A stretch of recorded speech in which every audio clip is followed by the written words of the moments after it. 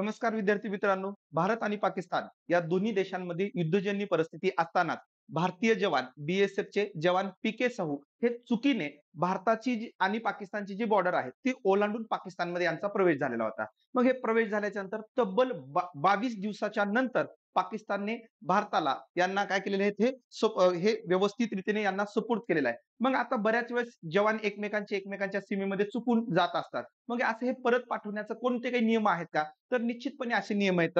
ते म्हणजे काय? आंतरराष्ट्रीय करार त्यासोबतच मानवाधिकारांचे जे तत्व आहेत त्या तत्वानुसार खराब हवामान असेल, दिशाभूल झाली असेल, प्रशिक्षणादरम्यान जर सैनिक सीमा ओलांडून जर गेला असेल, तर त्यांना परत पाठवलं जातं. आणि युद्धजन्य जर परिस्थिती असेल, तर युद्धजन्य परिस्थितीमध्ये एक जिनिव्हा करार आहे. त्या जिनिव्हा करारानुसार युद्धातील क्रूरतेला आळा घालण्यासाठी नागरिकांचं आणि सैनिकांचं संरक्षण करण्यासाठी जखमी अवस्थेत असतील तर त्यांना उपचार प्रदान करण्यासाठी एक जो अग्रीमेंट करण्यात आलेला आहे तो अग्रीमेंट आहे जिनिव्हा करार आणि याच करारानुसार यांना भारतात काय करण्यात आले आहे परत पाठवण्यात आलेलं आहे. धन्यवाद.